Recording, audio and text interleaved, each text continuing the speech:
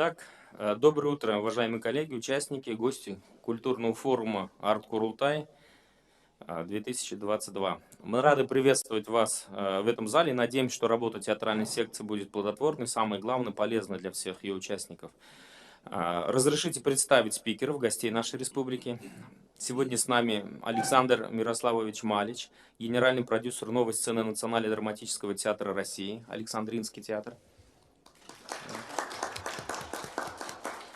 И Сергей Александрович Самодов, директор Архангельского театра драмы имени Ломоносова. Коллеги, прежде чем мы начнем, хочу проговорить информацию. В рамках форума Арт Курултай разработана специальная одноименная цифровая платформа Арт Курултай, которая доступна в мобильных приложениях. Для удобного пользования в витрине приложения интегрирован специальный сервис для участников. В течение сессии вы можете задать вопрос спикеру. Для этого вам необходимо пройти в раздел «Программы», выбрать дату сессии, выбрать наименование сессии, вкладка «Обсудить». В строке «Ваши сообщения» вы можете задать вопрос спикеру. Также в приложении есть следующий раздел «Личные сообщения», где каждый участник может воспользоваться разделом в качестве личного мессенджера, а также назначать встречи в разделе «Встречи». Общая программа форума представлена в разделе «Программы». В разделе «Фотографии» вам будут доступны фотографии с форума, а также вы можете сами делиться фотографиями. Коллеги, по завершении выступлений можно будет задать вопросы, но по условиям организаторов очень нужно, чтобы в самом вот этом чате тоже были вопросы, и, соответственно, я должен буду выбрать из них те, которые мы зададим нашим уважаемым гостям. Это не говорит о том, что вы не сможете это сделать вживую, если появится такая необходимость, но вы вот в течение выступления наших уважаемых гостей можете по ходу уже готовить вопросы, выкладывать их в чат, мы их все с вами будем видеть, вот, и будем модерировать. Согласны? Таким регламентом. Ну, что ж, да, у меня есть небольшое вступительное слово. Тема нашей панельной сессии «Театр и время» выбрана не случайно. Она очевидно, что сегодня театр нуждается в привлечении новой аудитории, выработке и освоении новых методов позиционирования, создании имиджа актуального, интересного, востребованного, прежде всего, подрастающим поколением вида искусства. Вот одна из главных задач театрального менеджмента, которой нужно заниматься нашему сообществу. Потому что просто творить, не ориентируясь на конкретную целевую аудиторию, попросту бесполезно. Имея же в своих рядах современных, жаждущих работать молодых людей, заинтересованных в продвижении театра, можно сделать значительные шаги в развитии театрального дела России. Нужно сказать, что в нашей республике много делается для театральной сферы. Проводятся фестивали, драматургические и режиссерские семинары, подготавливается новая смена актеров и режиссеров. Особо отмечу и то, что республика активно занимается созданием условий для полноценного творчества и заботится о привлекательности театральных зданий. Так, в прошлом году было перестроено здание Сибайского концертно-театрального объединения. В данный момент на реконструкции находится здание Башкирского государственного театра «Кукол». Готовится к капитальному ремонту здание Государственного академического русского театра драмы. Всего в республике осуществляют деятельность 12 театров, 6 из которых расположены в столице нашей республики, красавице Уфе. Есть еще 6 в городах Стерлитамак, Салават, Туймазы и в городе Сибай, где для населения 60 тысяч человек работают сразу 2 театра. За последние 2 театральных сезона, в период с 2020 по 2021 год, в республике создано 116 новых постановок, показано 6043 спектакля, которые посетили 1 миллион 131 тысяча 700 зрителей.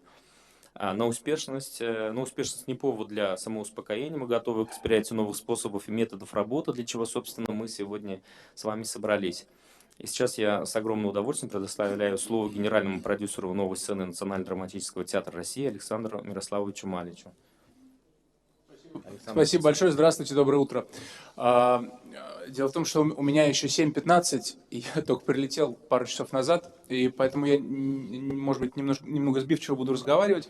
Но это не отменяет того, что мы подготовили с коллегами небольшую презентацию, рассказ о том, что мы делаем на новой сцене Александринского театра, с тем, чтобы как-то вас ввести в контекст. И было бы здорово, если бы мы потом, может быть, пообщались, и мне было бы, наверное, интереснее вам тоже, если бы мы просто позадавали друг другу вопросы, на них поотвечали.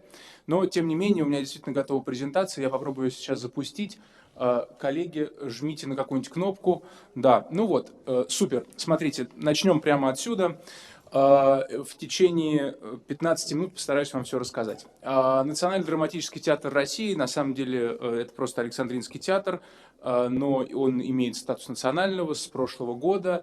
И под патронажем Александринского театра создана Ассоциация национальных театров России. Если будет время, мы сможем об этом немножко поговорить.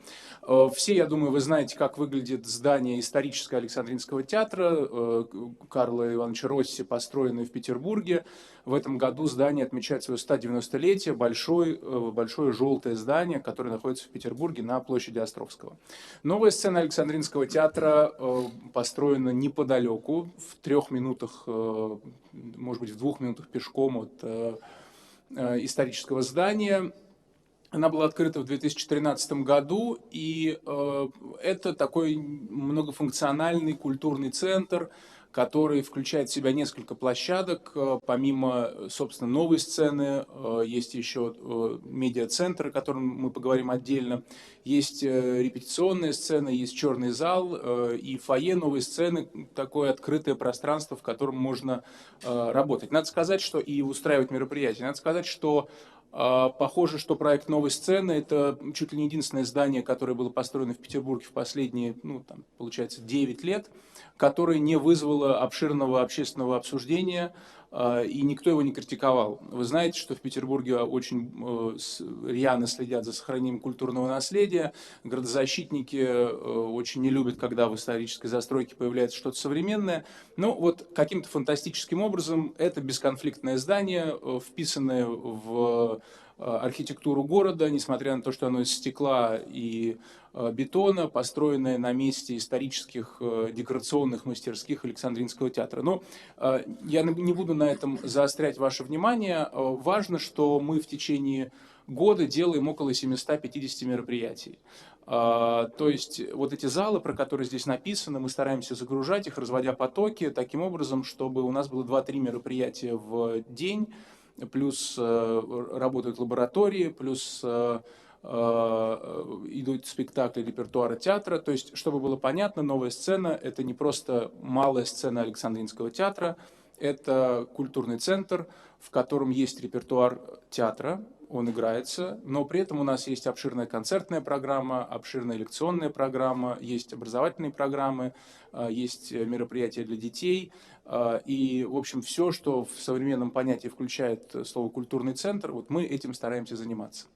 Медиацентр новой сцены. Новая сцена вообще изначально задумывалась как место для такого современного, неконвенционального, как теперь это называется, театра. И медиацентр, по сути, это такая телевизионная студия, в которой можно было и нужно было снимать спектакли, которая была полностью оборудована всеми необходимыми ресурсами для того, чтобы делать современные для 2013 года, когда открывался театр, когда открывалась новая сцена, современные спектакли. И так, в общем, это и продолжалось. Вот мы здесь отмечаем спектакль Марата Гацалова «Телурия», который был протранслирован в 2014 году. И это была история, которая одновременно происходила и в зале, и в онлайн-пространстве. Но, в общем, вся моя речь сегодня будет посвящена цифровизации театрального контента и опасностям, которые в нем которые он таит, потому что мы прошли довольно серьезный путь, и вот об этом-то я сейчас расскажу. В 2019 году я вообще телевизионщик, и всю свою жизнь я работал на телевидении, и, собственно, продолжаю это делать. И в 2019 году Валерий Владимирович Фокин, художественный руководитель Александринского театра, пригласил меня возглавить новую сцену для того, чтобы мы как-то подумали о представительстве театра в интернет-пространстве и о том, чтобы мы медиацентр, может быть, немножко перезагрузили. И так получилось, что в 2019 году я пришел, а в 2020, как вы помните, началась пандемия. И, собственно, это довольно забавно, потому что мои коллеги, некоторые работают в театре дольше, чем я, естественно, с открытием новой сцены, и когда я приходил, мне сказали: Александр, вы не переживайте, это государственное учреждение, это театр, здесь не как на телевидении, здесь все спокойно, никаких сложностей не будет, все идет своим чередом. Вы только, главное, как-то освоитесь в том, что здесь происходит, а все остальное будет нормально. Тут все, вот все прям как часы работают. Я говорю, ребят, ну отлично, здорово, давайте. И, собственно, мы начали осваиваться, и потом началась пандемия. И приблизительно с 2020 года все пошло наперекосяк. И вот буквально неделю назад мы разговаривали как раз с моим коллегой, и он мне говорит, да, Саш, ну вы, конечно, попали, просто никто не мог предположить, что так будет. И действительно, ну, мы все с вами попали, это понятно. Действительно, когда я пришел на новую сцену, мы подумали, что нужно было бы перезапустить вот этот медиацентр и начать какие-то работы для того, чтобы можно было транслировать спектакли, можно было делать что-то специально для онлайна, но никто не думал, что все будет так быстро, как произошло. Значит, в марте 2020 года мы имели вот этот вещательный центр, и новая сцена работала. В марте 2020 года, я не знаю, где, в Петербурге все стало закрываться приблизительно в десятых числах марта 2020 года. У нас начались первые ограничения, и стало понятно, что ситуация меняется. И в этот момент мы поняли, что у нас просто люди сдают билеты, не идут в зал. И вот у нас в репертуаре с 17 и 19 марта должен был быть спектакль «Солнечная линия», показан в зале. Еще не было ничего закрыто.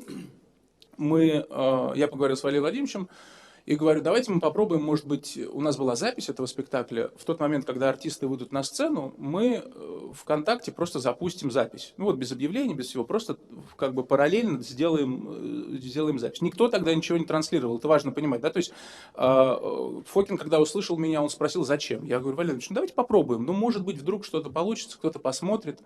Он говорит, ну они же не купят билеты. Я говорю, ну ничего страшного, у нас зал все равно продан, ну вернут, покажем. В общем, без объявления мы получили 40 тысяч просмотров. И это достаточно реальные просмотры, и я сейчас объясню почему.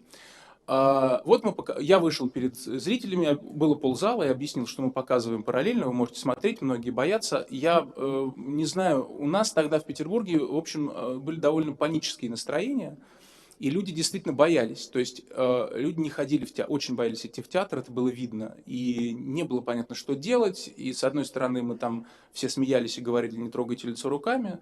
А с другой стороны масштабов мы не понимали происходящего в марте 2020 года. И вот после этого, как нам показалось, успешного эксперимента случилось следующее. Значит, 21 марта 2020 год на исторической сцене Александринки была запланирована премьера спектакля Теодороса Терзополоса «Маузер». Его сейчас можно посмотреть, он идет в зале. Полностью петербургские театры закрыли, кажется, 20 марта. Мы понимали, что нас закроют, и в тот момент я предложил сделать онлайн-премьеру, полностью показать спектакль в онлайне. Надо сказать, что никто со мной не согласился. Потом и все решили, что надо отменять. Я говорю, да нет, давайте все-таки попробуем. Ну и как-то удалось это продавить. Важно понимать, что театр, конечно, работает, когда зритель есть в зале, а артист есть на сцене. Вот все остальное это не совсем театр, да, это телевидение, там, телеспектакль, как угодно можно называть.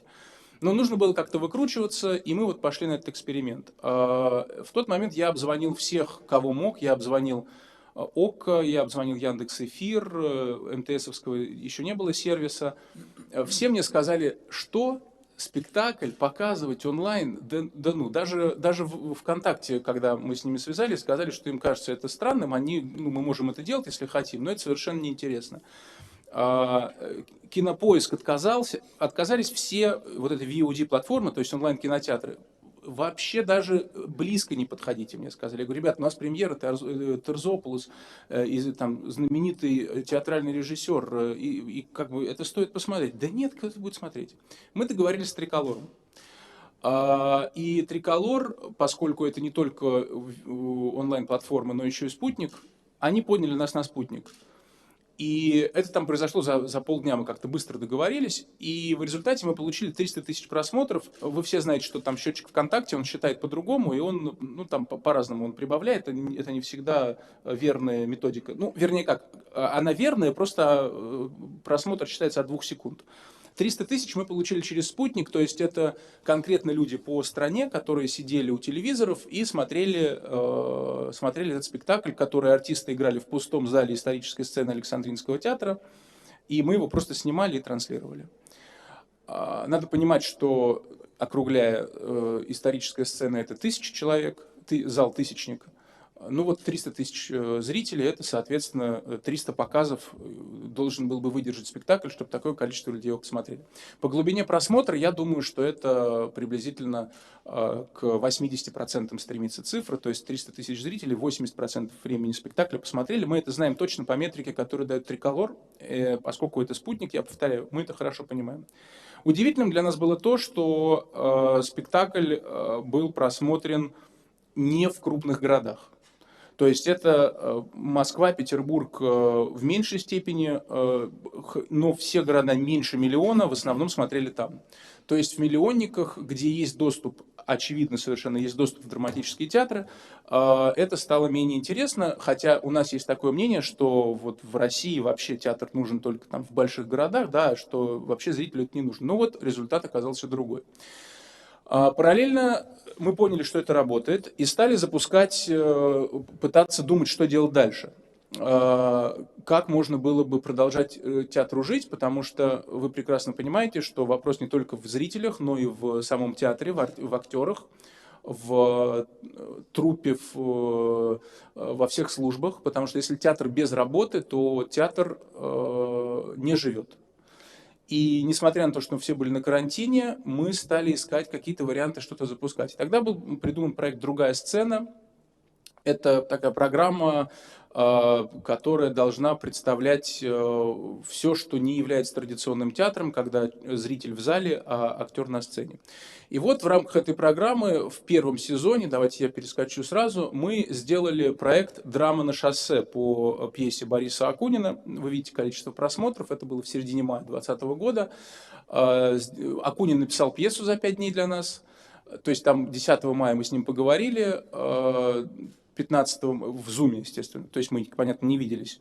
15 или 18 он прислал пьесу. Это был такой герметичный детектив, судебный, как любит делать Акунин, когда в суде происходит действие, и мы попадаем вот в зал суда, драма на шоссе, начало века, автомобили только-только изобретены, и, значит, автомобиль сбивает маленького мальчика.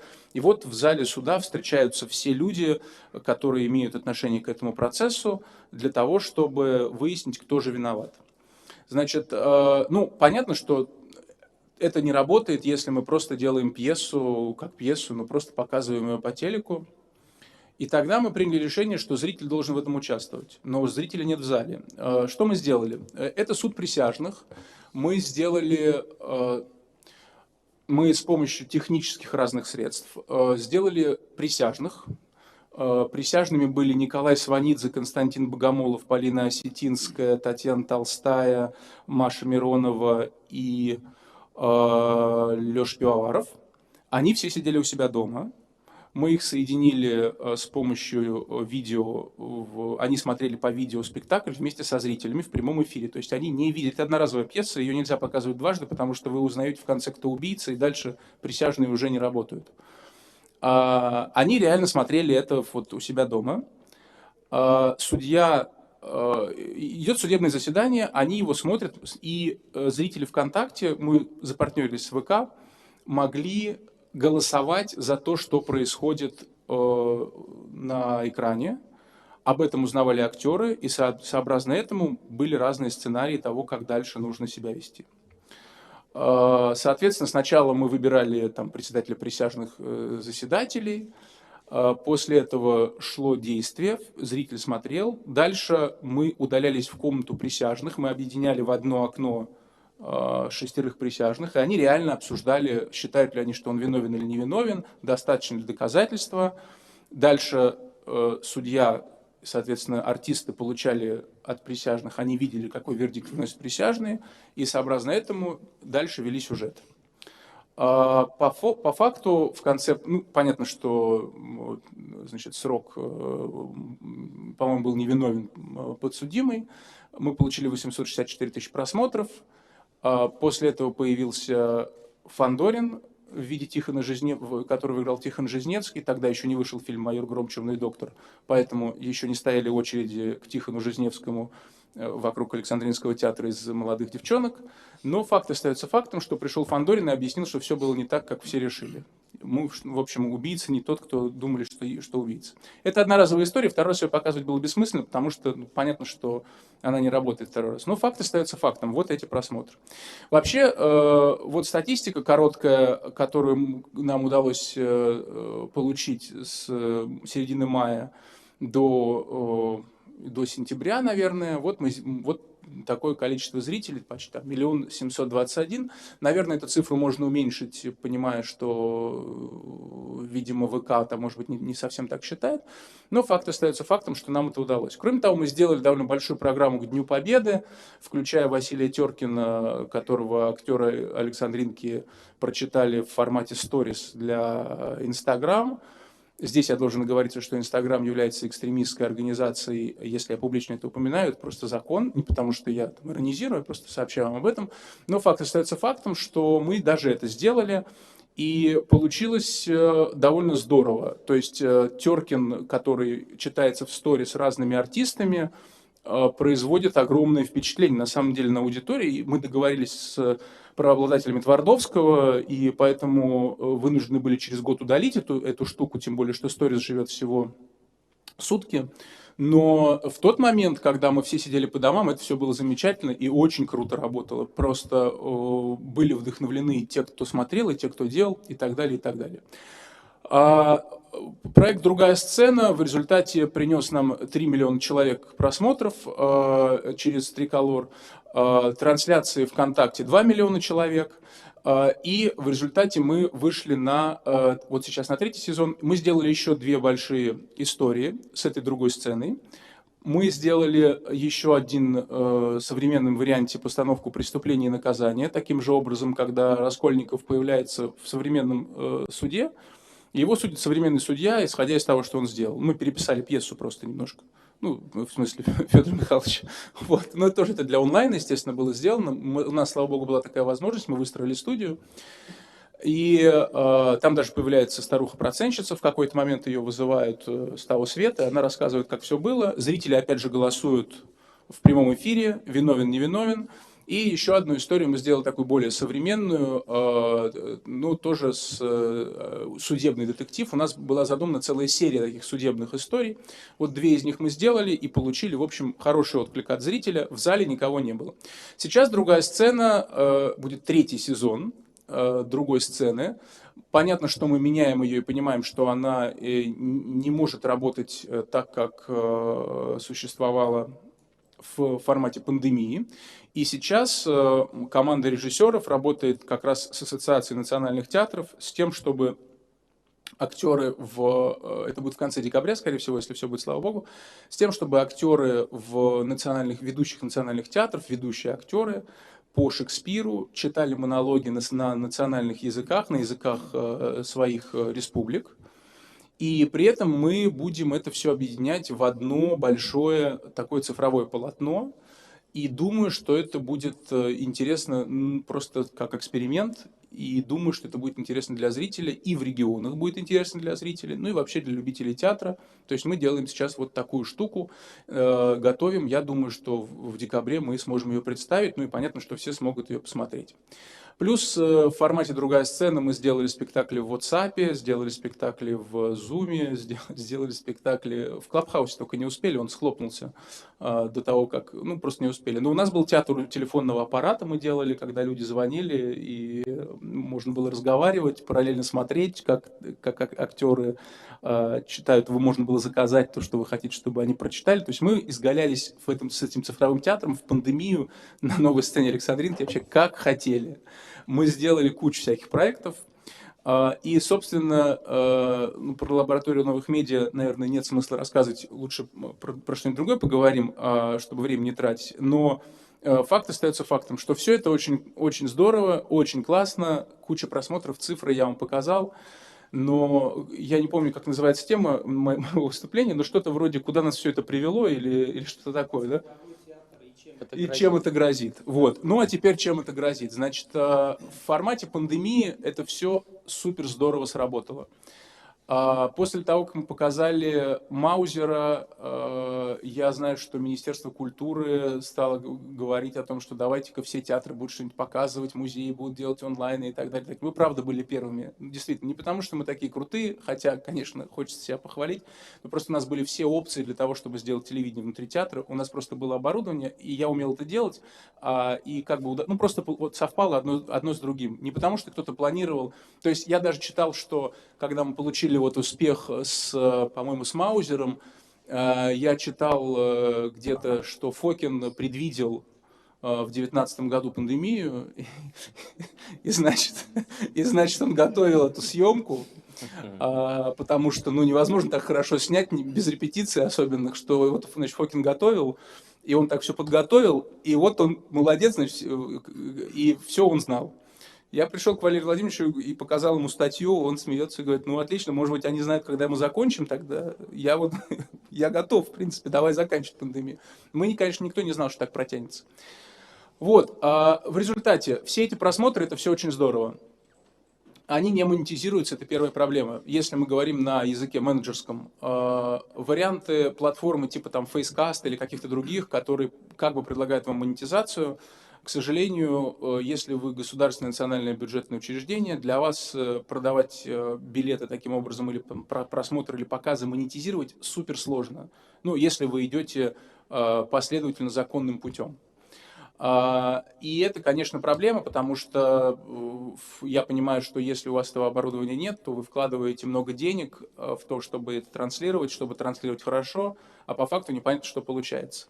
Если вы отдаете это на VOD-платформы и, например, пытаетесь монетизировать это через какую-то рекламную модель, там AVOD или SVOD-модель, которую они предлагают, да, по подписке или под рекламу, которую крутится у пользователя, когда он это смотрит, а вам потом оператор отдает какие-то деньги, то здесь надо понимать, что волна цифровизации театра, музея и всего остального абсолютно сыграла злую шутку собственно, со зрителем и с театрами. Почему это произошло? Давайте я верну какой-нибудь такой слайд, чтобы было просто приятно. Вот, не очень страшный. Вот какой-нибудь такой. Почему это произошло? Потому что все захотели бесплатный контент, все его получили в огромном количестве. Кто что только бесплатно не показывал, все друг другу в пандемию решили все вывалить, что у них было, архивы, не архивы, все театры мира. И это было здорово. Но мы сами сделали так, что зритель не платит теперь за это, вообще не хочет платить. Ну, а с уходом, как бы с там, новыми реалиями, да, в которых мы сейчас живем, с блокировками со всех сторон, мы как бы и дальше будем двигаться, видимо, в сторону такого цифрового пиратства, потому что это будет происходить, и, по крайней мере, на вот сегодняшний день это 100% так. Но даже если мы не берем последние события, то цифровой театр, очевидно, как эксперимент может существовать, но с точки зрения, как мне кажется, я с этого начал, что с точки зрения показа и существования театра как вида искусства, это, конечно, все совершенно другое. И вот тут и есть опасность, которая кроется. Мы вдруг поняли, что можно делать в WhatsApp, можно делать где угодно, в Zoom, все что угодно, но это не есть театр. И при том, что я сам телевизионщик, и как бы я вообще полностью за это, и за то, чтобы все везде показывали, но я прекрасно отдаю себе отчет в том, что магия театра не в этом. И вот здесь произошла подмена. И с этой подменой теперь нам нужно как-то будет откатываться всем обратно, потому что все театры в стране так сделали. Кто-то транслировал на 2 камеры, кто-то сделал записи, показывает ее потом и так далее. Но это все совершенно не то.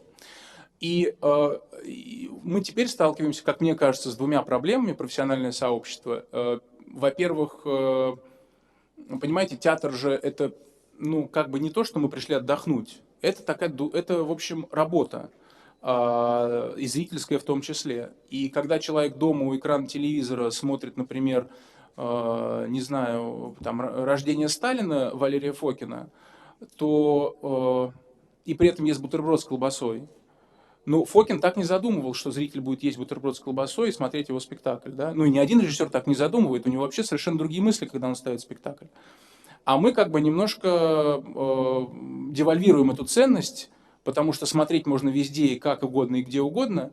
И, в общем, те выразительные средства, которые используются для зрителей в зале, вообще не работают для зрителей, которые находятся около телефона и около экрана. И вот мы это точно совершенно сейчас, я вот уверенно могу сказать, спектакли, которые не поставлены специально для онлайна, они не работают, они не смотрятся. Да, вы можете посмотреть, как Лучано Паваротти, там, да, или Тоску вы можете посмотреть, ну, там, по понятным причинам можете посмотреть какие-то спектакли, которые вы никогда не увидите, да, и с образовательной точки зрения это, наверное, работает, но со зрительской, я думаю, что это тупик. Поэтому, если говорить о цифровизации театра, о цифровизации контента, то наш опыт подсказывает, что нужно специально делать контент под показ. Это должно быть что-то другое. Вот то, что мы сейчас делаем с другой сценой, ну, там мы выстроили зеленку, виртуальную студию, в ней делаем. Ну, понятно, но мы не предполагаем, что люди в зале это смотрят. Мы знаем, что с помощью компьютера мы накладываем разный там фон, да, и так далее. И тогда это работает. И тогда это достаточно честно и по отношению к актеру, и по отношению к зрителю. А спектакль, если мы просто снимаем, к сожалению, это не работает. И в этом и есть опасность. Собственно, к этому я и хочу призвать. Если я могу кого-то к чему-то призвать, то вот к этому я призываю всех обратить на это внимание. Ну вот, пожалуй, и все. Если нужно что-то еще, я готов рассказывать. Хорошо, да, спасибо большое, Александр Мирославович. Действительно, я для себя даже записал спектакли, поставленные для онлайна. Это звучит как создание нового жанра, да? в Ну, театральном мире. конечно, Ленинград в этом смысле славится знаменитой школой ленинградского телевизионного спектакля, и Георгий Александрович Товстоногов это делал, как мы помним. Но, и, кстати, Иван Вырыпаев с ОККО, ведь любопытная штука, это минуту займет.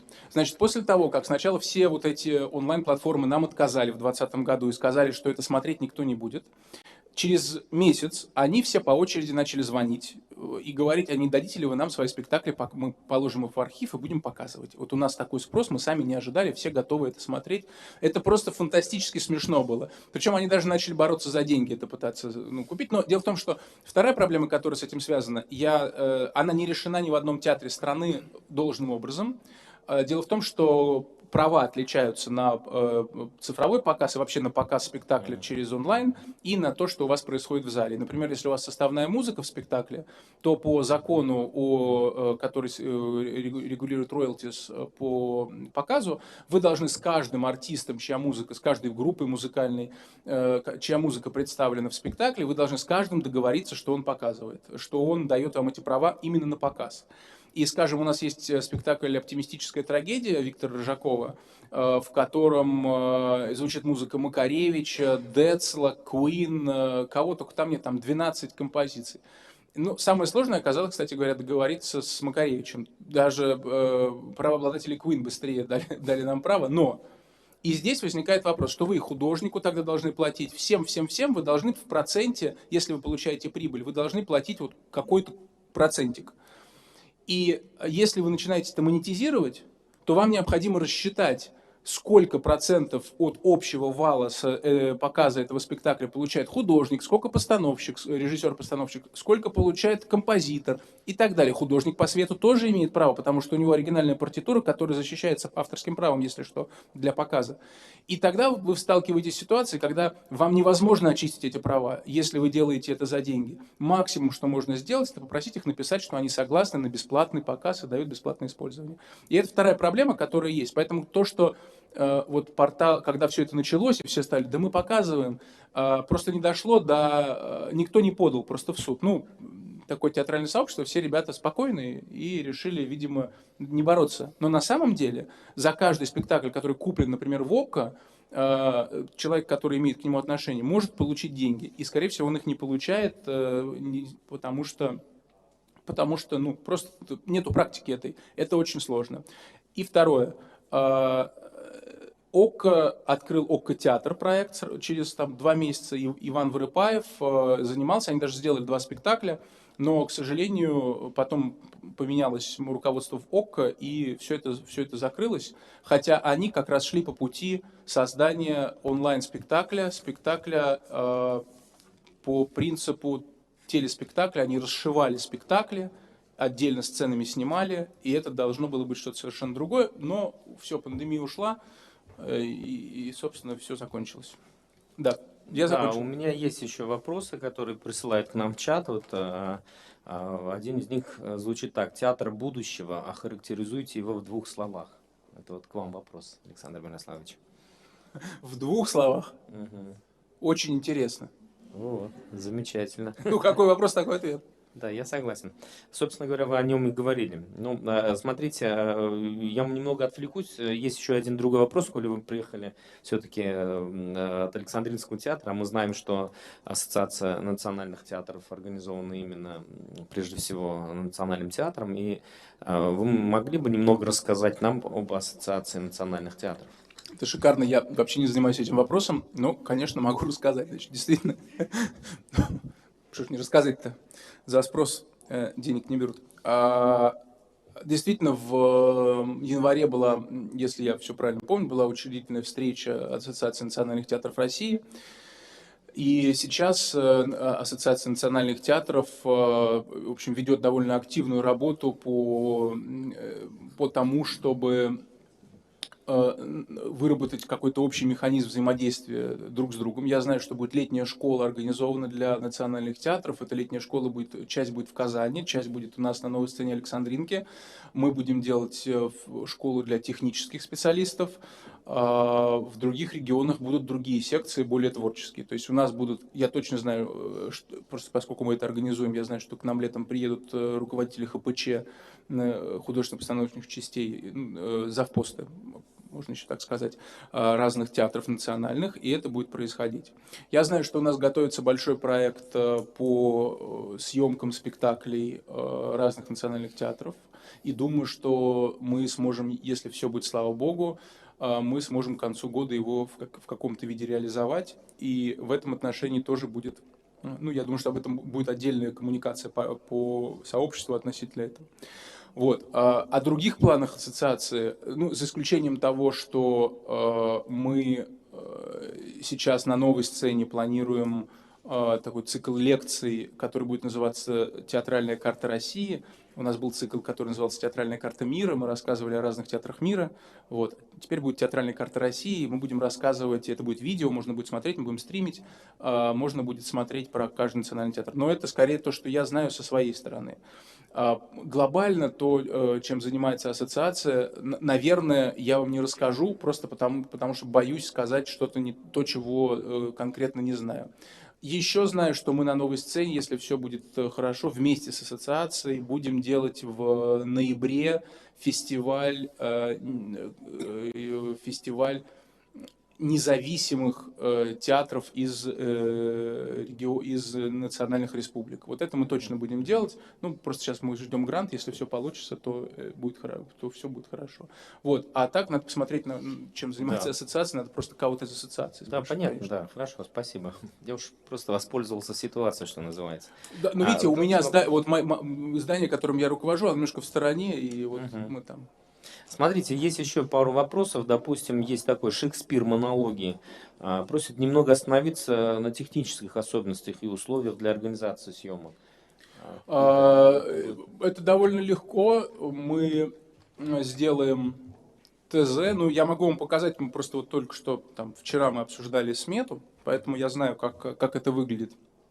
Это будет несложно. Мы все будем аккумулировать у себя, поскольку у нас есть вся техническая база. Мы, по сути, станем большой телевизионной аппаратной, который будет принимать сигналы из разных театров страны. В этих театрах, ну, по-хорошему, нужно будет иметь идеально, если будет 2 камеры стоять и какой-то там зеленый фон, ну, это будет супер. Ну, 2 камеры, соответственно, звук, свет, высветить нормально, да, чтобы это было видно хорошо. Вот. Но в целом мы можем обойтись и одной, ну, вы сможете обойтись и одной. И мы сейчас разработаем, в этом смысле, мы разработаем какой-то понятный гайдлайн, чтобы было всем ясно, как это работает и как это все срастить. Основная проблема с такого рода спектаклями не в том, как снимать, а в том, как купировать задержку по звуку. потому что происходит задержка по звуку, и вот, собственно, мы с этим столкнулись на самой первой нашей другой сцене «Драме на шоссе», когда мы должны были общаться с присяжными. Там задержка получается почти 2, бывает 3 секунды, в зависимости от скорости интернета, и мы для этого сделали... Это выглядело как атомный реактор, именно звуковая схема, как сделать так, чтобы был синхрон с речью, с видео. Это самое сложное. Видео, на самом деле, небольшая проблема, а вот звук большая. Вот. Ну, вообще в театре звук самая большая проблема, мы с этим тоже столкнулись, что даже вы можете поменять световую партитуру, исходя из возможностей камеры, но непонятно, как звук с актера снимать.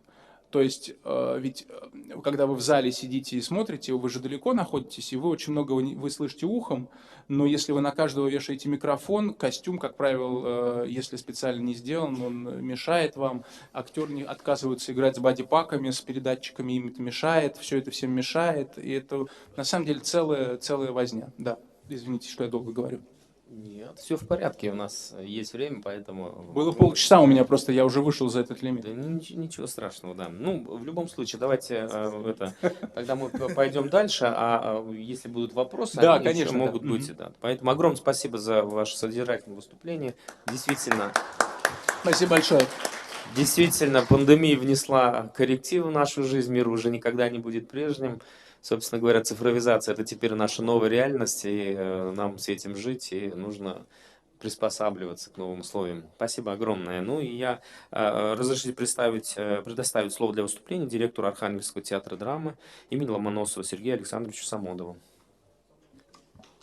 Здравствуйте, коллеги. Большое спасибо за приглашение. И, наверное, перед тем, как начать, я небольшой бридж сделаю от Александра. Тоже немножечко поделюсь вкратце по поводу то, что мы реализовали в части цифрового театра, и что, может быть, тоже будет полезно, потому что такая маленькая гордость для нас в том, что вместе с Александринкой первыми запустили онлайн-трансляции Архангельский театр драмы, потому что 21 марта у нас, 17-го все закрылось, и 21 марта у нас была премьера «Пряслины» по Федору Абрамову, и 2 дня онлайн-показов, тоже там у нас больше 70 тысяч просмотров было, в том числе за пределами России. То есть у нас появились фанаты, которые стали следить за Архангельским театром драмы, и теперь куда бы мы ни ездим, люди теперь ездят за нами. То есть такая достаточно интересная вещь появилась. Для чего сейчас снимать спектакли? Ну, наверное, спектакли ведь многие уходят из репертуара, и когда они в архиве, они становятся интересны, уникальны, ты их уже живьем не посмотришь. По поводу прав, значит, как мы решили этот вопрос, потому что у нас он абсолютно решен. То есть, во-первых, да, действительно есть сложность, когда сборная музыка, но когда есть у тебя композитор, то есть проще, мы заключили со всеми доп. Соглашения, да, это было много мороки, да, теперь у нас у всех в договорах, потому что договоры, они у нас имеют все-таки шаблонный характер, то есть у нас у всех есть все эти оговорки, связанные с цифровизацией, если вдруг опять потребуется выходить в онлайн, ну и тогда понятно, если там у художника по костюмам, условно говоря, есть там 1,5%, значит он получает 1,5% от любого дохода, который театр получает.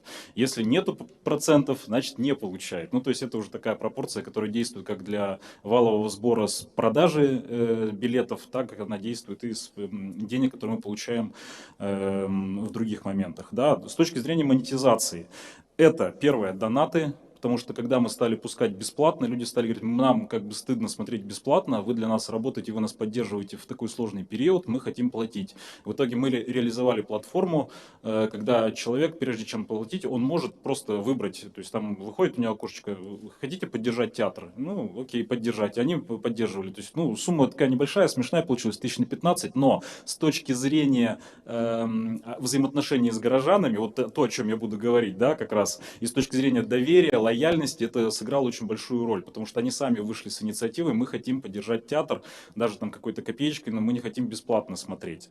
Проценты ОККО тоже там, но там очень сложная система по высчитыванию, вот сколько человек просмотрело и так далее, и так далее.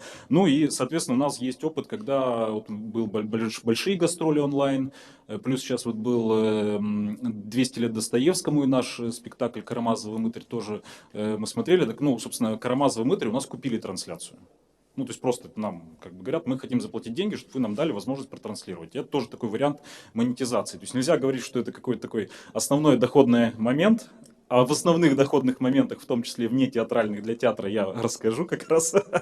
Вот. Это вот, наверное, вот такие, как бы такой бридж, наверное, в продолжении Александра. А так, действительно, я согласен, что если что-то делать для цифры, то нужно делать это уникально именно конкретно для цифры, понимая, что какие-то замыслы, экспликации будут действовать именно с точки зрения цифровых технологий. Потому что многое действительно задумывается интерактивно, партиципаторно, задумывается для людей в зале. Да? И мы опять вспоминаем Аристотеля, что такое театр. Это когда кто-то кем-то притворяется на глазах у кого-то. Да? То есть какая-то должна быть вот такая история. Ну, все, я готов. Да, почему я здесь и, собственно, чем я могу быть вам полезен? Да, я очень долго работал в качестве медиа-менеджера, стартап, у меня запущено 4 радиостанции, газета, информагентство, которое выводил в топ. Соответственно, я делал сайты для различных компаний, для фестивалей в том числе. Участвовал в политических пиар-компаниях, исполнял государственные контракты как со стороны заказчика, так и со стороны исполнителя. В общем, вот этим я занимался до 2014 года. В 2014 году поступила задача решить вопрос. Да, кстати, да, присоединяйтесь, да, и добавляйтесь в друзья, потому что в любом случае, если какие-то моменты, вопросы будут, то я всегда на связи.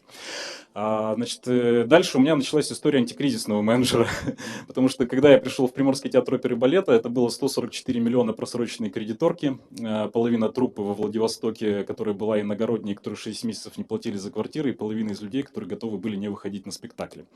Соответственно, вопрос был решен, все сохранили свои квартиры, никто не вышел бастовать, сложности были, но в итоге мы перевели Приморский театр оперы и балета, теперь это Мариинская сцена, да, то есть еще одна сцена Мариинского театра во Владивостоке. После завершения там этой достаточно такой мощной задачи, как-то вошел во вкус театрального менеджмента, вернулся в Архангельск, я сам родом из Архангельска, из Северодвинска, да, если быть точным даже. Вот. Ну и думаю, наверное, в Архангельске, наверное, попроще уже все-таки будет, не будет каких-то таких кризисных, пора и отдохнуть, потому что и информационных войн было достаточно. В Архангельском театре тоже, то есть я принял театр с просроченной кредиторской задолженностью, с арестованным счетом, 17 миллионов было просрочки, в том числе 12 миллионов из них были по налогу на имущество, допустим, да, то есть, ну, в общем, мы из этого выбрались очень оперативно, и, собственно, вот в части какие-то антикризисные меры, какие-то стратегические инструменты, которые можно использовать для выстраивания взаимоотношений с городом и горожанами, наверное, вот об этом мы и поговорим. Ну, естественно, я буду рассказывать примеры, какие-то рассказывать информацию, ну, на основе Архангельского театра. Итак, если это не продается, значит, это не креативно. Все, запомнили, поехали дальше. Итак, мы все говорим об успешности театра. Успешность – это полные залы. Театр драма, основная сцена, 1200 мест. Сейчас это 88% посещаемости. То, что мы делаем. Значит, если мы говорим о том, как привлечь человека, то есть мы говорим какой-то маркетинг, какие-то инструменты, нужно понимать, что нет такого, что вот здесь и сейчас вам даст результат. Единственная вещь, которая вам даст 100% результат, это выстраивание доверительных, лояльных отношений с аудиторией. Ну, назовем это городом, да. И это не быстрый процесс. Это процесс долгий, это технологии, которые вы должны вместе с городом быть. То есть, грубо говоря, горожане хотят, чтобы вы с ними были за ручку, проходили через пандемии, через другие сложные периоды, через хорошие периоды. Да? То есть, когда мы говорим о том, что театр – это врачеватели душ, инженеры сердец, то есть мы должны понимать, что каждый раз мы должны давать именно те необходимые инструментами пользоваться. Да? То есть, ну, может быть, не всегда использовать какой-нибудь партиципаторный, иммерсивный, там, сложный экспериментный, то, что называется театром, но может это не совсем театр, просто мы пока не можем назвать эту форму высказывания художественного, да, а может быть иногда просто что-то требуется более классическое и так далее, да, то есть мы должны понимать, когда какой инструмент для нашей аудитории нужен и полезен и действует, и этим выстраивать доверительные взаимоотношения, и тогда, соответственно, чем больше уровень доверия, я думаю, что это даже можно рассчитать даже как-то цифрами, тем ниже расходы, которые вы несете на маркетинг и рекламу на самом деле, потому что люди просто сами приходят, понимая, что Это место силы, это место знаний, там, это место объединения, коммуникации и того, и того, и того. То есть вот, ну, мы должны стать каким-то основополагающим местом, местом со смыслами, да, то есть, ну, вот это так как бы вкратце некая базис, камень, да, на котором, наверное, театр должен стоять и быть. Дальше у нас нельзя торговать гнилыми помидорами. Есть такой человек, замечательный Эдуард Корякин, есть такой Вахтанговский театральный форум, и эту фразу произнес он, и я не устану ее цитировать, потому что мы не имеем, да, мы продадим все, что угодно, мы профессионалы, но мы не имеем права продавать гнилые помидоры. Поэтому отдавайте себе отчет. Директор вы, художественный руководитель, занимаетесь ли вы художественной политикой или нет, вы даже директором должны в это вникать и заниматься, потому что продавать гнилые помидоры нельзя. Все. Ну, то есть, как бы нельзя давать людям второсортную какую-то историю, когда вы понимаете, что, ну, вот это какая-то ерунда, но вы там через силу пытаетесь это продать, втюхать. Нет, это вы этим понижаете доверие, вы этим понижаете какой-то определенный уровень, и вам много что потом просто вы не сможете делать, потому что у вас аудитория будет не готова. Вы ее держите в определенных рамках, и, к сожалению, ну, просто, я думаю, что это, наверное, фраза, с которой согласятся все. Ну и третье, это то, что я хочу раскрыть, это театр, это индустрия. То есть, ну, все говорят служение и так далее, и так далее. Давайте мы оставим служение артистам, режиссерам, пускай они думают о великих, о смыслах, о мощнях, а мы говорим о конкретике. Мы должны обеспечивать, да, для нас это более такая материальная работа, и это индустрия. И когда мы понимаем, что театр индустрия, нам проще становится работать, потому что мы понимаем, что в любой индустрии есть правила, есть технологии, которые рассчитываются, имеют свои результаты. Ну, условно говоря, воронка продаж – это технология. Да? То есть мы понимаем, чтобы там, заключить там, 3 контракта, но нужно 10 звонков совершить холодных. Да? Мы получаем, как бы, и мы понимаем, совершаем 10 звонков, то есть по статистике получаем столько-то. Это технология. И поэтому театр – это индустрия, волшебства нет, есть технологии, которые дают результат. Как только вы это для себя принимаете, все встает на свои места и очень хорошо начинает работать с большим хорошим результатом, соответственно. Итак, в 2016 году я стал директором театра драмы. На тот момент там было 2 площадки, сейчас у нас 6 площадок. Достраиваем еще одну за свой счет. Напомню, был просроченный кредиторг 17 миллионов. Сейчас мы за свой счет уже достраиваем площадки. Площадок у нас, соответственно, у нас есть камерная сцена, основная сцена, средний формат, Абрамовский зал, который сейчас вот мы обустраиваем, значит, и фойе 2-го этажа мы тоже сделали под джазовые концерты, и сформировали такое изба у нас называется, где мы сказки, это я расскажу чуть попозже, тут тоже в рамках презентации, тоже такой ноу-хау, сторителлингом занимаемся, да, то есть в итоге у нас 6 площадок. И самое интересное, что допустим, раньше было около 300 показов, там в 2016 году, сейчас мы в 2021 году 534 сделали мероприятия. То есть новогодняя кампания – это 9 спектаклей в день было на 4 сценах. То есть на основной 2 показа одного спектакля, на камерной 3 показа второго спектакля, обе премьеры. В Абрамовском зале показ спектакля, самостоятельная работа артистов. И еще в фойе у нас джазовые концерты. Вот, и потом еще в сказке в избе, соответственно, тоже несколько еще сторителлинг, там как бы встречи с детьми еще. То есть 9 мероприятий в день, солдауты. Доход от приносящей деятельности, то есть у нас тоже возрос, соответственно, это было там 60 миллионов, но сейчас вот мы, пока тяжело говорить, потому что у нас 50% заполняемость, и пока мы обладаем какими-то такими, скажем так, находимся в условиях, я думаю, что скоро которые закончатся, которые нам позволят дальше уже статистику тоже дальше поднимать. Ну и посещаемость, соответственно, была 40%, сейчас 88%, 1200 зал. Вот основная сцена. Так, дальше я вот сделал небольшую фотографию, значит, из нашего системы продаж. То есть каждый день примерно вот я вижу одно и то же. То есть я думаю, что в целом для каждого театра в целом плюс-минус это одно и то же. 85% женщин, 15% мужчин, на кого мы работаем. Да? Дальше. Ядро аудитории, соответственно, 35-44. И вот сейчас за счет пушкинских карт это 14, 20, 25. Вот, да? То есть мы видим это фиолетовые, оранжевые. То есть это вот такие вот сейчас моменты, да, которые у нас, соответственно, появляются. Так, дальше. Прежде чем как бы начать выстраивать доверительные взаимоотношения с аудиторией, нужно, естественно, понять, на кого мы ориентируемся, кто она, какая она, новая или текущая, там, что мы хотим поменять, количество людей увеличить, поведение поменять, удовлетворенность, может быть, их не устраивает, какие-то социальные, политические, финансовые, образовательные мотивы. То есть мы это все должны как бы для себя первоначально изучить, то есть это как раз вот история стратегических инструментов и для начала, да, и формирование миссий, смыслов того, что мы хотим дать. Ну вот, соответственно, способы сегментирования аудитории: демографические базовые характеристики, географические, поведенческие, психографические.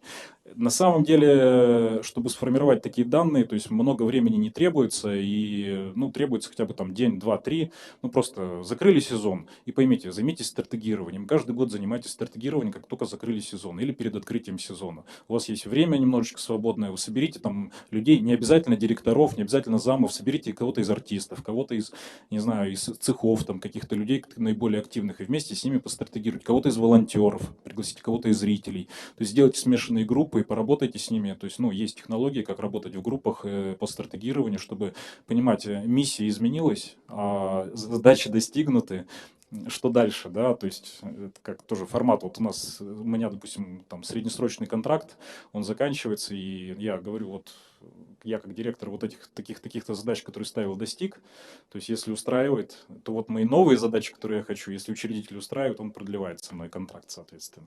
Тут то же самое, как бы мы работаем по миссии, по театру.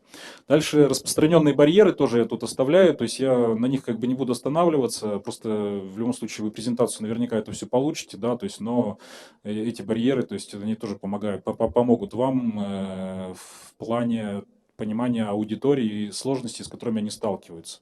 Распространенные барьеры очень важно будет учитывать, когда вы будете использовать такую вещь, которая называется путь клиента. Вот. Мы приходим тоже, значит, возможно, кто-то из вас уже проходил какие-то курсы Академии народного хозяйства при государственной службе. Кто-то, может быть, участвовал в каких-то обучениях, где рассказывали о стратегических инструментах. То есть, и вот несколько сейчас по ним пробежимся. Значит, первый – это SWOT-анализ. То есть, как бы вы выбираете, соответственно, для себя, изучаете, анализируете всю среду, исходя вот из этих квадратиков. Внешняя среда, какие угрозы, возможности, слабые стороны, сильные стороны, что вы можете использовать, чего должны опасаться, с кем вы можете сотрудничать, а где должны заниматься преодолением. То есть это, ну, некий свод-анализ. Да? Есть дальше вторая матрица Ансофа. Это как бы история о том, а что вы хотите сделать. То есть вы хотите сработать с той же самой аудиторией, но дать ей новый материал. Или вы хотите дать старый материал, но для новой аудитории. А может быть, вы вообще хотите пойти в диверсификацию и как наш театр, допустим, заняться, ну, не знаю, у нас сейчас кофейня, допустим, будет, да, своя. То есть это диверсификация производства, да. То есть, ну, то есть это вот некая матрица Ансофа, которую тоже как бы вы можете для себя использовать. Дальше, матрица Белла Циммермана, да, то есть тут дальше вопрос у нас идет, тоже, соответственно, средством можно задорого сделать красиво, можно задешево сделать красиво, можно задорого сделать, но неэффективно, можно задешево сделать и неэффективно. То есть тоже, да, выбирая как бы каждый проект, над которым вы работаете, то есть это больше вот формат такого проектного менеджмента.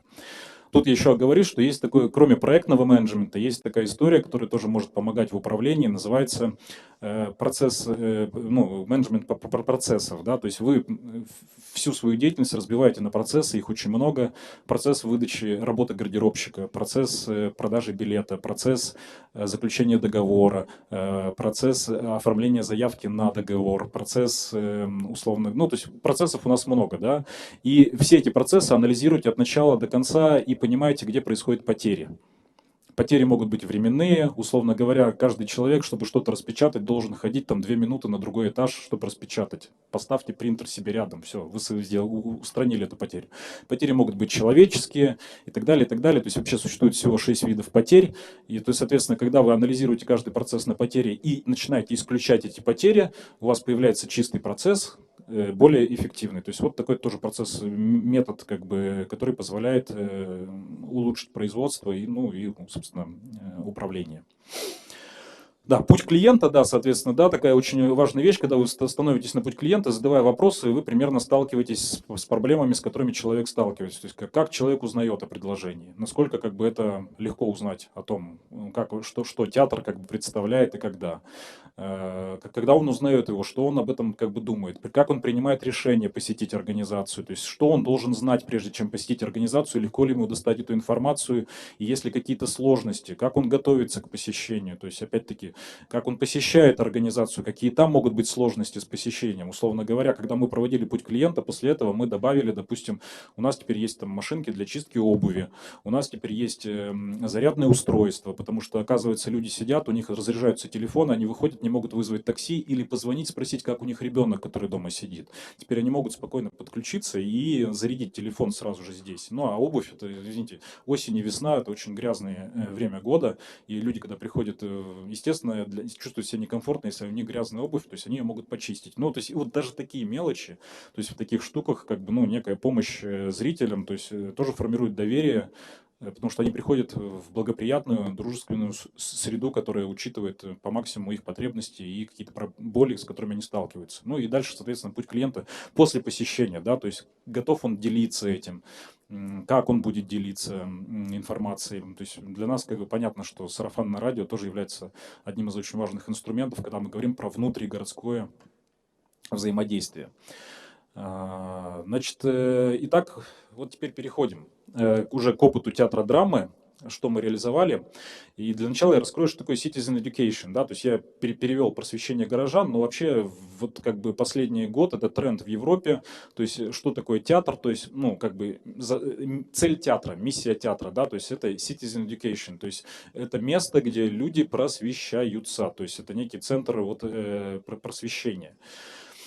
Значит, у нас есть читки, то есть мы проводим в большом количестве читки, сейчас у нас называется мужская тема читки в этом году. То есть, ну, прежде всего, читки – это способ знакомства с современной драматургией. Во-первых, не все пьесы, которые пишут современные драматурги, для постановок. Во-вторых, не все пьесы будут иметь там кассовый успех, но при этом знакомить с этим жанром литературы нужно. А бывают и действительно такие откровения, когда мы хотим делать спектакли. Допустим, у нас одна была читка по постам в Фейсбуке. Мы просто взяли одного человека, взяли его посты, добили, ну, как бы с ним разговаривали, он разрешил, и мы сделали из этого, там, самостоятельно сделали пьесу, значит, и по постам его в Фейсбуке. Вот, и это получилось очень даже интересно. Дальше, лекции. Это тоже очень важный момент, потому что мы развиваемся, режиссер использует разный язык, его нужно декодировать, и зритель должен быть готов к декодированию языка. Не можем мы ему дать, вы не поняли, вы глупый зритель не понимает. Нет, мы должны дать зрителю алфавит, и, соответственно, это лекции. Но мы должны говорить не только о театре. Вот сейчас у нас премьера, допустим, «Ханумы», комедии. Вот сегодня она состоится, и мы накануне этой премьеры сделали с грузинской диаспорой несколько лекций о погружения в Грузию, как бы о грузинской культуре. То есть начали вообще с лекции дегустации. То есть человек привез, значит, оранжевые ракоцители, 5 литров вина, значит, собрался полный зал. Обычно на лекции о театре, допустим, такого не было. И я говорю, сколько театралов собралось. Вот. Но это была очень полезная, интересная лекция, действительно, как бы лекция дегустация о культуре питья, о культуре напитков, о культуре, как их вот готовят, собирают виноград, виноделие, да, ну и, собственно, опять-таки попробовали, и мы поняли, что на самом деле, во-первых, формат говорит не о театре, а о культуре какого-либо поведения, это тоже очень важно, во-первых, вот, а во-вторых, почему бы нам не изменить формат и не совместить, то есть, ну, есть же, допустим, какой-нибудь Сбербанк проводит бизнес-завтрак, почему бы нам не совместить, говорить о театре за дегустацией вина? Или говорить о театре, театр и что-то еще может быть, да, то есть мы говорим о том, что, в принципе, для того, чтобы людей приходило больше, мы должны им как-то давать некий тоже какой-то мостик, помогать им приходить, не говорить о том, что вот сейчас мы будем с вами говорить, я не знаю, там, о вакханках, допустим, да, там, и вот люди такие думают, прийти на лекцию о вакханках или не приходить, да, то есть интересна для меня тема, неинтересна. Ну, иногда нужно авторитарными методами или бывает такими легкими хитростями искусство тоже как бы доносить. И нам кажется, то есть вот такой формат, как бы, что попытаться с одной стороны облегчить формат, но дать достаточно серьезную информацию через это, то есть это такая тоже возможность есть. Дальше сказки в избе. Да, у нас было пространство, которое раньше использовалось как кафе. Но потом кафе стали использовать другие пространства, мы в аренду сдаем, а это пространство осталось неработающим. Оно оформлено как изба, русская народная изба. И мы решили две проблемы. Первое, то есть мы организовали там пространство, поставили там, значит, кресла-мешки и сказали, давайте у каждого артиста будет своя программа сказок из народов мира, которую он будет, там, 2-3 сказки на 30-35 минут, которые он будет рассказывать, не читать. Причем там, если это китайские сказки, у нас там церемония чаепития происходит. Вот. И задачи, которые мы решаем, первые. Сначала мы хотели задействовать артистов, которые вообще мало задействованы в репертуаре. Потом поняли, что нужно, чтобы это было у всех артистов. Условно говоря, у нас спектакль на основной сцене, спектакль на камерной, но кто-то в этих спектаклях как артист не участвует.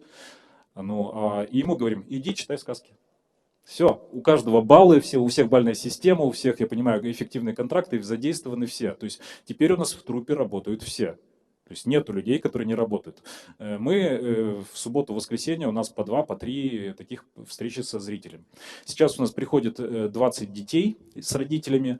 Это формат, при котором они могут делать все, что угодно в помещении. Родители сидят отдельно, дети на мешках, все, ну, как сейчас пандемия, как нам разрешат, 100% будет 40 человек. Сначала это стоило 50 рублей, потом мы повысили до 100, и, возможно, даже еще повысим, но как бы люди готовы, как бы идут, для них это интересно. Второе, что мы решаем проблему, это первое знакомство с театральным пространством, чтобы оно было не стрессовым. Сколько было случаев, когда дети, родители сидят и шикают на своих детей, ну-ка тихо, ну-ка замолчи, ну-ка это все. Ты приходишь, максимум френдли, все классно, все здорово, и ребенок уходит здоровый. Мама, папа, когда мы еще пойдем в театр? Все. То есть, как бы, а мы работать должны, опять-таки, нужно понимать, что взрослого человека, когда у него уже сформировались привычки и нет привычки ходить в театр, тяжело заставить ходить в театр. А формировать привычку ходить в театр нужно вот с этого возраста. И тогда он привыкает и понимает, что это не больно, это комфортно, это нормально. То есть мы через 10-20 лет получаем человека, который ходит на спектакль спокойно, благополучно и не понимает, ну, не видит своей жизни без посещения театра. Поэтому в любом случае это такая история, как это мы сеем семена, и эта история всегда работает с детьми, которые через несколько лет будут уже взрослой аудиторией. Чуть через несколько лет, сейчас им там 7-8 лет, да, и еще 5 лет пройдет, они вполне уже осознанные граждане страны. Дальше следующий момент. Театр должен быть свободной площадкой для выражения каждого, кто в театре работает. Поэтому мы создали с нашим главным режиссером поле экспериментов. Каждый артист может сделать заявку на самостоятельную работу. Он показывает эскиз, режиссер помогает ему доработать или вообще без доработки, есть у нас такие моменты. И, соответственно, у нас есть несколько самостоятельных работ, которые мы периодически показываем. По финансовой истории это не зарплата, это не баллы, это 50 на 50 с валового сбора. Поэтому артистам интересно придумывать что-то, поэтому у нас много работ, но опять и театр на этом зарабатывает, и те, кто участвует в этом показе, то есть самостоятельная работа, тоже зарабатывают. И кроме этого к нам стали обращаться артисты других театров. И теперь у нас уже там есть из театра кукол, есть, допустим, девушка, которая тоже показывает свой спектакль. Есть люди у нас, которые вообще там у нас есть, которые инклюзивный спектакль тоже дополнительно показали, хотя у нас есть инклюзивная история. То есть поле экспериментов — это такая форма, и опять-таки вам уже становится проще работать с вашими как бы, ну, подчиненными, как директору, потому что они понимают, что вы им даете все возможности. И ну, уровень зарплат от них тоже от этого растет, как бы уровень удовлетворения, то есть они уже думают только о творчестве, они думают о том, где там у кого занять и так далее, и так далее, и так далее. Ну вот уровень зарплат у нас там средний с 28, там сейчас вырос, там, ну вот сейчас у нас он там больше 50 тысяч уже, средний уровень заработной платы, ну это причем как бы еще у артистов еще выше. Вот. Дальше музеи, экскурсии. Я думаю, что у многих театров есть. Я тут подробно об этом не буду останавливаться. Просто единственное, что есть очень много всяких интерактивных сервисов, которые тоже можно использовать. Очень важно. Экскурсий тоже можно несколько форматов экскурсий делать. И не обязательно должна быть одна экскурсия. Да, и ну, вот я провожу сам, бывает, экскурсии тоже. Кстати, когда сезон закрыт, летом проводить экскурсии от директора, это тоже очень, оказывается, хорошая и востребованная история оказалась. То есть у меня обычно в месяц где-то порядка 10 таких таких вот экскурсий я сам провожу. Затем мы открыли, уже второй год работает школа сценических искусств. У нас 3 группы с 9 до 11 лет, с 12 до 14, до 13 лет, с 13 до 16 и 17 плюс. То есть у нас 17 плюс это двухлетнее образование, то есть курс основан на вахтанговской системе. И, соответственно, обучаем мы, почему сценических искусств, обучаем мы не только актерскому мастерству, обучаем постижерскому мастерству, обучаем свету, работу со светом, со звуком, и они в итоге вот сейчас вот делают постановки, да, тоже ребята молодые. Может быть, не каждый из них станет артистом, но они в любом случае могут быть потом людьми, которые захотят работать в другой профессии в театре, или, может быть, они просто будут профессиональными зрителями, которых чем больше, тем лучше, которые знают как профессиональный театральный язык, и изнутри в том числе, и будут уже спектакль более глубоко смотреть. Почему нет? Поэтому это тоже такое, как бы мы засеиваем семена, то есть и школа сценических искусств. Более того, это тоже самоокупаемая история. Опять-таки, педагоги – это наши артисты, которые получают за это дополнительные деньги, потому что это самоокупаемая история, и она рентабельна. Да, то есть, соответственно, то есть это как бы некая тоже бизнес-модель, опять, которая позволяет дополнительно привлекать доход как театру, так и тем всем вовлеченным в театр. То есть это опять-таки важно понимать, что внутренний наш, то есть как есть внешний клиент, зритель, есть внутренний клиент, это те, с кем мы работаем, внутренний клиент, то есть те же самые артисты должны не видеть в нас врагов или там каких-то сатрапов, да, а должны видеть как помощников и людей, с которыми мы вместе. То есть если они хотят как-то увеличить свой доход, мы можем помочь увеличить доход за счет вот определенных таких тоже проектов. Дальше. Отдельно инклюзия. Не стоит ее бояться, особенно не стоит бояться инклюзивных проектов со спектаклем. Да, это социальные проекты, да, где-то мы там зарабатываем меньше на показах, но тем не менее это есть. Так, первое, пространство. У нас есть, то есть мы на 100% готовы для принятия людей с ограниченными возможностями. Навигация на языке Брайля, оснащение пандусами, гусеничными подъемниками, хотя гусеничный подъемник бесполезная штука, до 3-го этажа его поднять одного человека и спустить его вниз, это занимает 20 минут. Соответственно, за час, пока у нас открыто место, открыт театр перед спектаклем, как бы, ну, поднять максимум 3 человек, но на руках больше людей поднимешь на самом деле, поэтому гусеничные подъемники бесполезны. К сожалению, тут я тоже могу комплимент сделать новой сцене, она меня вдохновляет, потому что это открытое пространство во многом, и современный театр, если современный театр будет строиться где-то, учитывайте, что оно должно быть открытым всегда. Ну, то есть должна быть та часть театра, где люди будут всегда приходить, то есть это может быть кафе, какие-то места, где люди собираются и потом идут дальше в зал и уже там смотрят спектакли. Потому что многие театры у нас спроектированы там 19 век, начало 20-го, середина 20 века, они, конечно, как бы такие, там тяжело сделать как открытое пространство, чтобы двери были всегда открыты.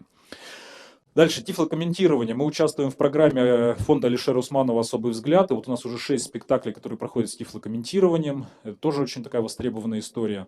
И тоже, опять-таки, воспитывает как бы, ну, некое лояльное отношение среды, как бы города к нам. Дальше у нас есть инклюзивная детская театральная студия, которая уже вот у нас 8 лет работает. И у нас уже 6 спектаклей, которые, значит, компания НКО «Время добра» выигрывает президентский грант. На этом мы ставим спектакль. Спектакль прокатываем 50 на 50 с валового сбора, то есть это еще дополнительная поддержка НКО идет, получается. И наш последний спектакль вот был, который Питер Пен, то есть вот мы получили в прошлом году зрительские голосования по России, звезду театрала, да, театральную премию за лучший инклюзивный проект в России. Дальше, ценовая политика, дорого и щедро. Да, первое, не бояться повышать цены. Потому что когда я пришел, когда цена 300 рублей там на билеты, да, и говорят, у нас денег нет, и на то, то есть почему не бояться повышать? Потому что я считаю, что первое, цены в театр не могут быть такими же, как в кинотеатр, они должны быть как максимум в 2 раза дороже, потому что люди работают живые, а не пленка мотается или там цифровое изображение цифровое, да. Это во-первых, вот. Во-вторых, как бы, ну, есть некая определенная ценность, и, ну, мы понимаем, опять-таки, затратность, и все равно бизнес-планирование, оно вот так или иначе все больше и больше внедряется в государственный сектор бюджетный. И дальше, почему не бояться повышать цены? Если вы повышаете цены, то есть вы можете выстраивать систему лояльности, во-первых, вот, во-вторых, все-таки как бы у людей сейчас с цифровизацией, с таким объемом информации, обновлением, ну, то есть они сегодня поняли, что цена такая, немножечко, может быть, кто-то сказал, что не удовлетворен такой ценой, завтра об этом уже забыли. То есть кто-то может это даже не отслеживать, то есть завтра уже другие инфоповоды, кто-то вообще даже не отслеживает, приходит и просто покупает, потому что у нас разные предложения, мы там гастрольными проектами занимаемся, условно говоря, сейчас там у нас театр Вахтангова приезжает, он по одним ценам продается, там наши спектакли немножечко по другим ценам продаются. Но у нас сейчас, допустим, премьера 1000 рублей, да, стоит там ну, с осени будет 1200, допустим, 1100. Вот. Дальше, почему не боятся повышать цены? Это второй момент, ценовые пояса, то есть как бы их должно быть много. Вот, и тогда можно сделать как раз от дорогих до не очень дорогих предложений на, как бы на все, собственно, на любые запросы. Вот. И дальше, значит, ценовые пояса можно формировать не просто по удаленности от сцены, как мы все привыкли, партер, амфитеатр, балкон, там, ложи, пенуары и так далее. А можно формировать по тепловой карте. То есть у нас, допустим, реализована такая история, знаю, что в театре в Перми тоже такая история реализована, когда тепловая карта, какие места распродаются в первую очередь. И тогда получается, что у вас не горизонтально идут ценовые пояса, а вот так вот расходятся. То есть в основном покупается центр сначала, партер, амфитеатр, потом по бокам, по бокам, по бокам. И исходя из этого вы формируете, что самые дорогие места у вас становятся не здесь, как бы перед сценой, а вот прям те, которые в первую очередь раскупаются. Дальше. Акции. То есть, когда я приходил, то есть там как бы история со скидками была очень такая деструктивная, то есть люди просто не покупали билеты и ждали скидок, потом покупали по скидкам, и в итоге там ты и вне, когда скидки не действуют, не получаешь прибыли, и потом вроде как со скидками, то есть как бы ты снижаешь ценность товара, да, как принято говорить в бизнесе. Да, вот. И значит, сейчас мы перешли к другому моменту, и вот мы поделюсь двумя моментами. Черная пятница, вот сейчас вот у нас стартовала ко Дню театра. Значит, Черная пятница мы провели в этот раз до 50% скидка на билеты конца января, начала февраля. Конец января это всегда у нас последняя декада января, это обычно всегда такие продажи так себе были. В этот раз мы сделали скидки 50%. Первый день идет, значит, продажи идут, все классно, все здорово. На второй, третий, в конце пятницы мы объявляем субботу и воскресенье скидки 30%, и что мы продлеваем акцию. В итоге было куплено 5500 билетов, 2,5 миллиона за 3 дня у нас на счетах. Вот. И, соответственно, залы были полные, при этом там еще было раскуплено не все, потом люди еще по ценам уже без скидок еще докупили, то есть в итоге с точки зрения валового сбора, там мы сравнивали с прошлым годом, мы заработали все равно с каждого зала больше из каждого показа, чем если бы мы эту акцию не проводили. Ну, поэтому тоже пользуйтесь. Вот. И вот сейчас мы запускаем май и июнь. Май у нас в городе, по крайней мере, такой момент, что уже все премьеры по несколько раз все посмотрели, люди уже немножко устали, поэтому в мае мы стараемся либо привозить что-то. У нас вот там, допустим, сейчас будет театр Вахтангова, Трикстер, Щукинский институт с нашим курсом выпускным. Значит, театр САЦ у нас в июне приедет. Вот сейчас еще Маяковка должна подтвердить. Гастроли большие подтвердят, не подтвердят. Говорят, что Архангельск взял больше всех по большим гастролям, гастролей в этом году. Поэтому говорят, чтобы баланс не нарушить, может, Маяковку и не разрешат к нам пустить. Вот. Но, в общем, история такая, что там много у нас, во-первых, не наших спектаклей, а именно мы привозим другие театры. Ну и второй момент, вот мы сейчас, значит, запустили май-июнь, и мы тоже запустили, что скидки до 50% на конкретные спектакли. Это основная сцена. Камерную мы не берем, потому что камерная у нас 80 мест, она и так продастся. Вот. И скидки, какие-то спектакли 50%, какие-то 30%, какие-то 20%. Тут тоже очень важный момент. Когда вы работаете со скидками, для человека принципиально скидка 10 либо 20%, но для человека не принципиально 40 либо 50%. Поэтому вы можете брать не 40% скидку, а 30% давать. То есть вот 30 и 50 для человека чувствует разницу психологически, а 40 это абсолютно не работающая цифра. Поэтому либо вы там уж совсем в щедрость уходите, не бойтесь быть щедрыми на самом деле, да? Это про любовь, про эмпатию, про такие взаимоотношения опять-таки. Поэтому не бойтесь щедрости, она всегда возвращается. Вот, либо вы, соответственно, берете 30%. Вот сейчас мы тоже там в прямом эфире сейчас отслеживаю, 0 часов пробило, и у нас просто сейчас там такое ощущение, что люди не спят. И не спали, и ждали, то есть они все накручены. Используем для этого таргет ВКонтакте. Тоже, кстати, в принципе, бюджетные учреждения могут заключать договоры, хотя в ВК договор оферты у них неизменяемые, то есть ты не можешь туда внести изменения, которые бы хотела наша юридическая служба, но тем не менее мы можем его использовать, поэтому туда закидываем деньги, соответственно, используем таргет. Самое главное найти таргетолога, который не будет сливать бюджет, а будет его использовать прям очень эффективно. Вот. Ну, допустим, для поддержки «Черной пятницы» у нас ушло 2500 рублей на таргет, например. Кстати, для съемки в 4К, в 3 камеры спектакля у нас это стоит 15 000 рублей. Ой, здорово. Коммунизм. Привозите нам этих людей. Да, да, обязательно, да, компания, причем компания, которая у нас, Инфильм, который занимается, у нас Анатолий Конычев, он входит в президиум, там, вместе с Никитой Михалковым, в президиум Союза кинематографистов. Поэтому за 15 тысяч, видимо, и снимают, что могут себе позволить. Вот. А совсем недавно вот мы сделали телемост с Севастопольским ТЮЗом. То есть, то есть, ну, история, что вот 18 число марта, день присоединения Крыма, надо какую-то акцию провести. Я говорю, а как, что объединяет Белое и Черное море? Александр Грин, потому что у нас Грин был ссылки, у нас целая беседка Грина восстановлена, и мы читали «Алые паруса» вместе с Севастопольским ТЮЗом, вот, провели такой вот телемост, который тоже, собственно, стоил 12 тысяч рублей на самом деле. Так, дальше. Что еще у нас есть? Запрос на экологичность, да. Ну вот, и у меня тут 3 фотографии. Первая фотография – это декорация к Тому Сойеру. Она сделана из декорации старого спектакля списанного. Ну, то есть мы это декларируем официально. Мы говорим, ребята, смотрите, мы не выкидываем, мы используем старый материал. То есть и людям это нравится, потому что это экологичность, как бы recycled и так далее.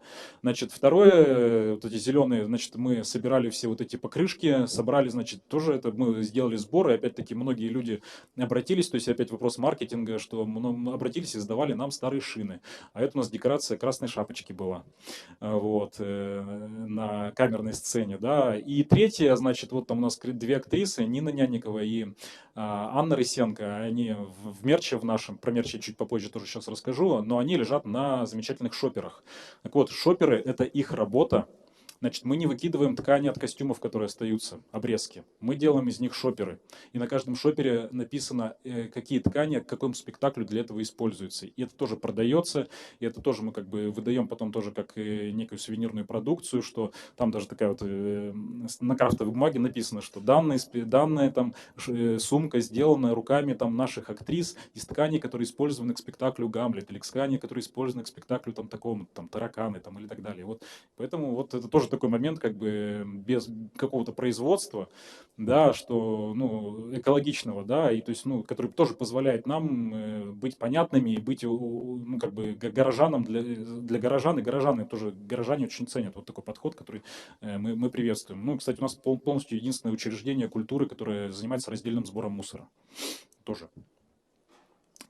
Так, дальше. Работа со зрителем. Это, да. Значит, мы делаем такие интересные фотозоны. Каждый раз, каждому спектаклю придумываем разное. Вот это фотозона для, допустим, для новогодней премьеры Том Сойер. Да, то есть тут вот можно было прям вот так вот висеть кверху ногами, озорничать и взрослым, и детям. Ну вот, у нас было, с другой стороны, у нас была еще одна фотозона, там красили забор каждый день. Ну, представьте, по 2 спектакля в день люди приходят, там красят забор. Детский спектакль, кстати, 2,5 часа шел с антрактом. Первый раз такой опыт, обычно час 20 в одно действие, тут в 2 действия 2,5 часа. И знаете, ну, не то, что высидели, а как бы зрителям понравился. И да, вот такой тоже у нас эксперимент был с Томом Сойером в этом году. Дальше сувенирная продукция. Да, у нас в этом году мы выпустили футболки, термокружки, ручки, блокноты, шоперы. Шоперы у нас вот опять-таки есть 2 вариантов. Стандартные шоперы с цитатами из спектаклей, которые у нас есть, да, там, мы обычно используем вот цитаты, либо там вот «Не без драмы», либо вот «Грешки грешкам рознь», допустим, очень любят и мужчины, и женщины такие футболки носить. Ну вот. Ну и, соответственно, сделали тоже замечательную фотосессию. Вот. Поэтому делали, опять-таки, розыгрыши тоже, да, то есть очень много людей репосты делали, то есть очень живо откликаются. Сейчас у нас уже к 22 тысячам подписчиков приближается ВКонтакте в группе, то есть, в принципе, у нас контакт всегда был больше, чем Facebook. Facebook это был для нас как бы как сейчас, экстремистская организация, да? Экстремистская, да. Да, надо отметить. Вот. Но это, значит, мы использовали обычно для связи с внешним миром, да, но вот внутри у нас в основном контакт работал в большей степени. Ну, дальше теперь поговорим о том, что у театра нет предела присутствия в городе. Мы открываем свою кофейню. Кофейня «Горький». У нас есть парк, который тоже на балансе у театра, и мы, значит, открываем, то есть вот павильон сейчас у нас должен прийти, сейчас уже закупаем, значит, мы сделали такой дизайн. Замечательный, мне кажется, слоган.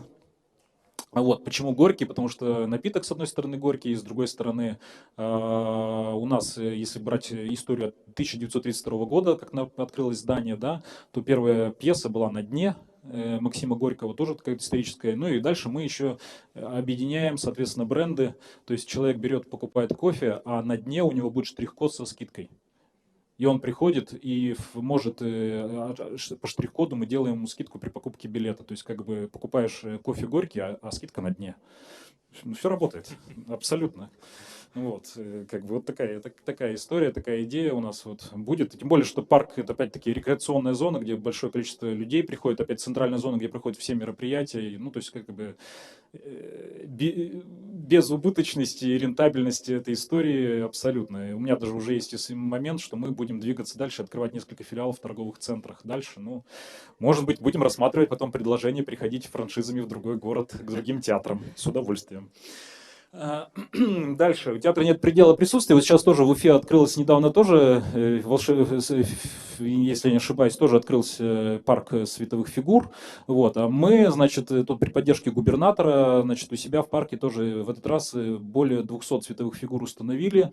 Это был такой масс-маркет, да, то есть такая массовая история. В следующем году мы, наверное, хотим провести фестиваль света уже полноценно и сделать немножко современное искусство, то есть сделать лабораторию, open call, чтобы художники по определенной тематике предложили какие-то арт-объекты интересные. Ну, а пока это была вот такая массовая история, которая там, ну, вот каждый день там у нас работала выставка с 18 декабря до 10 февраля.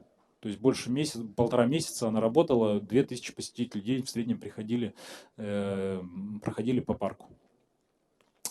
И дальше у театра нет предела присутствия в городе. Это, пожалуйста, тоже некий способ поддержки ваших мероприятий и премьер. К примеру, Тома Сойера мы делали фотосессию на улице Чубарова-Лучинского на нашем Арбате.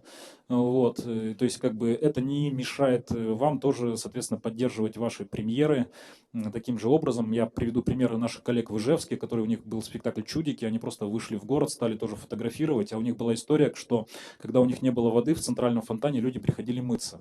Реальная история была. И они решили, там одна из героинь, персонажей, значит, сфотографировали, что она якобы стирает белье в этом фонтане. И это взяла у них, значит, группа «Жесть» Ижевска. И в итоге это такое популярное стало, да, то есть, ну, я просто говорю, это был вирус на самом деле. То есть, ну, вот вам пример как бы хороший того, что как бы можно придумывать различные фотосессии, то есть дополнительно как бы вкладываться в какие-то еще интересные моменты, да и самим артистам тоже приятно выходить за пределы самого спектакля, и сам спектакль выходит за пределы коробки, ну, то есть это тоже очень интересно всегда. Вот. Ну, опять тоже как пример могу привести, кстати, у Марчелли в Театре Моссовета спектакль по Арбузову, «Жестокие игры», да, и там в фойе у них установлено тоже, значит, ты приходишь через какой-то туннель, и там фотографии персонажей, как бы в различных тоже локациях, то есть как бы попытка тоже поосмысливать, как они жили, эти персонажи, которые ты увидишь на сцене. То есть мне кажется, тоже это очень интересный для зрителя способ осознания, более глубокого проникновения в материал.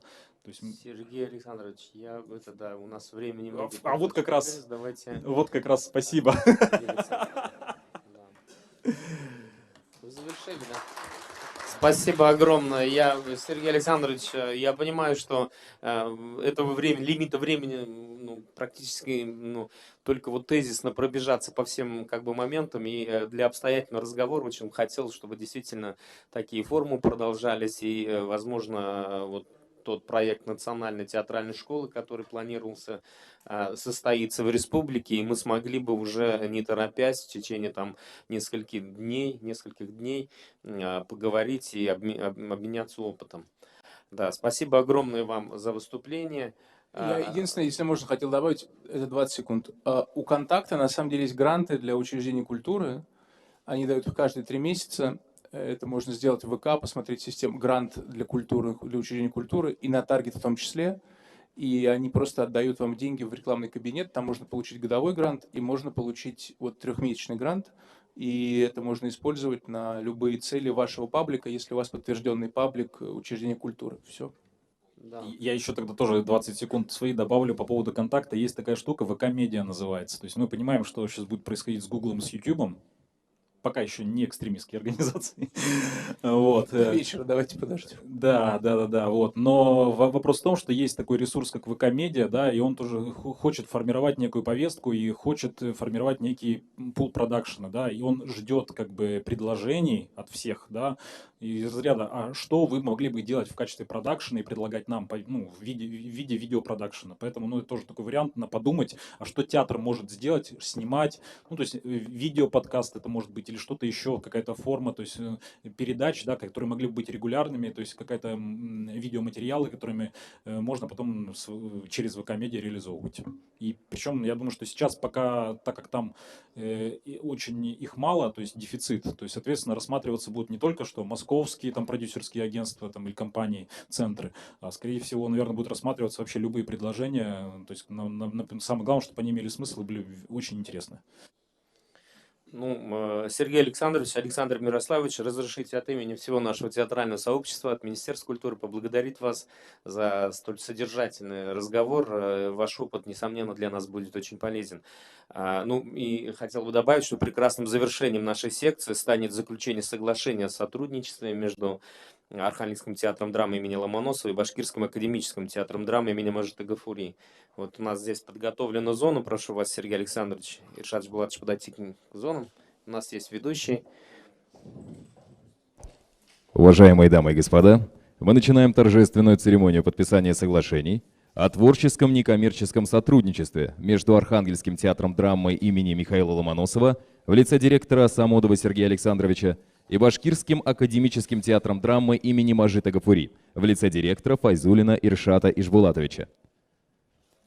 Соглашение подписывают Сергей Александрович Самодов и Файзулин Иршат Ишбулатович.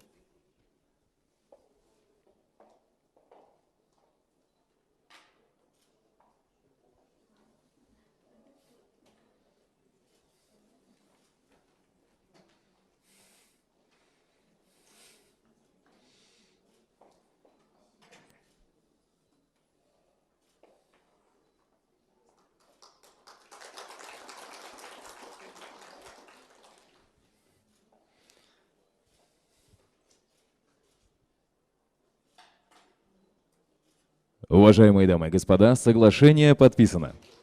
На этом церемония подписания соглашения завершена. Как оказалось, на самом деле очень театрализованный и практический спектакль. Да. Сергей Александрович, да, Александр Мирославович, огромное количество вопросов у меня самого. Я думаю, такое же было бы у наших коллег. Ну, на этом наша работа нашей секции завершена. Сейчас вас ждут там на пресс-подход на втором этаже. Дальше у нас будет пленарное заседание с участием главы республики. Но если у коллег есть ну, прям вопросы, которые не терпится задать, я думаю, что вы можете ну, по ходу движение по коридорам еще успеть что-то задать и узнать. Спасибо огромное всем за участие. На этом мы завершаем. Спасибо.